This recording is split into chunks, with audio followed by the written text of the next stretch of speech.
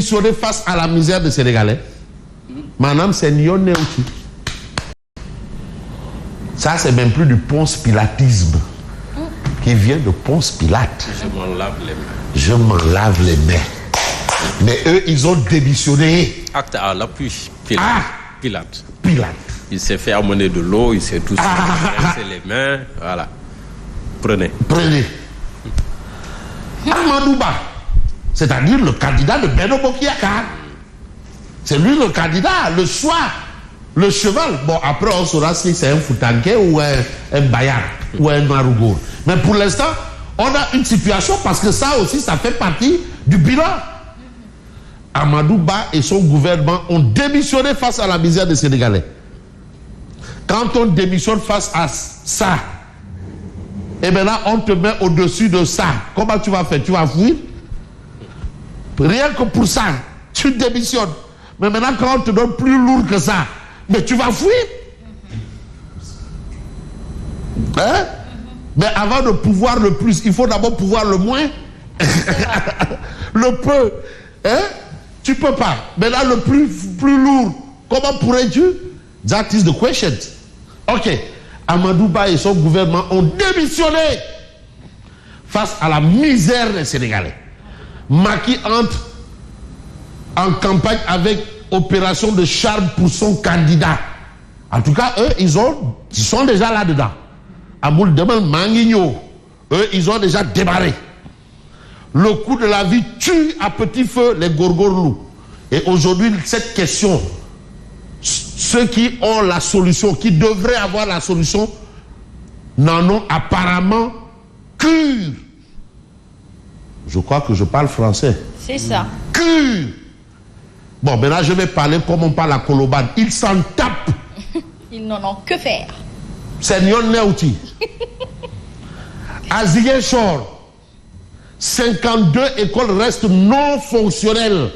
Ça, c'est pour dire à ceux-là qui sont en train de se dominer comme de beaux diables pour rester encore, pour demeurer et rester, qu'ils viennent là, regarder le problème.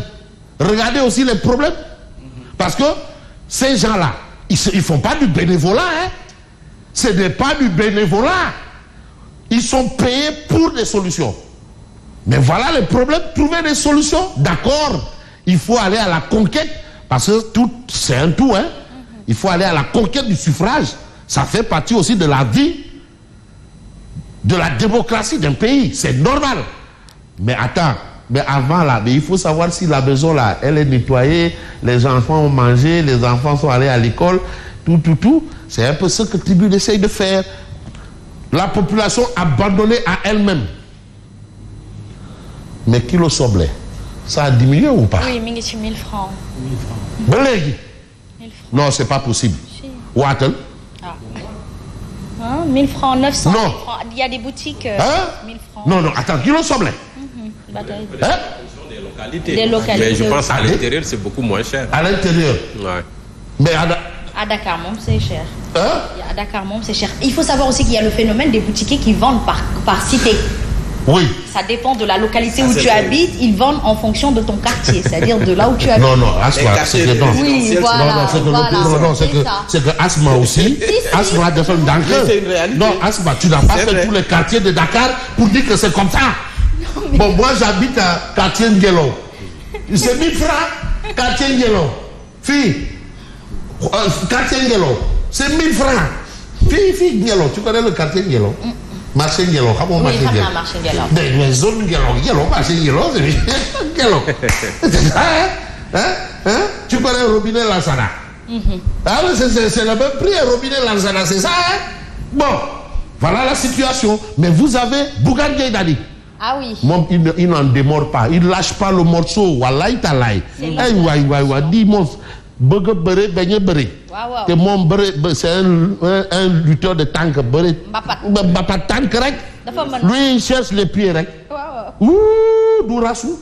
Il ne fait pas du lac de guerre 2. Bon, présidentielle 2024, les défis de Bougane et le reste de l'opposition contre un fichier invisible, le filtre inacceptable contre Sonko. Parce que quand même, ce qui s'est passé contre Sonko est inacceptable pour l'opposition. C'est vrai. Et qu'est-ce qui est encore inacceptable? C'est quoi? C'est justement cette histoire de fichier introuvable. Où est le fichier? En tout cas, c'est ce que révèle Tribune Quotidien. Mais on reste avec le journal qui accroche Aminata Touré, membre de la plateforme F24. Alors, je me suis retrouvé dans l'opposition après une période très difficile. C'est ce que Mimi Touré dira clairement. Mais vous avez, par rapport, plus de 3700 cas sur 11 000 nouveaux cas par an. Les chiffres effarants des cancers du col de l'utérus et du sein. Ça, on est dans Octobre Rose. C'est des choses lourdes, chargées. Mais se charger de donner des informations, c'est ce que fait Sud Quotidien. Refus de délivrer les fiches de parrainage à la coalition Sonko président 2024. Ali Ountin désavoue la DGE. Et vous avez certains qui vous diront qu'il n'y a que le Conseil constitutionnel qui peut refuser à Sonko d'être candidat. Et là encore, il faudrait une dénonciation qui peut venir d'un potentiel candidat pour dire, ah non, lui, c'est comme ça.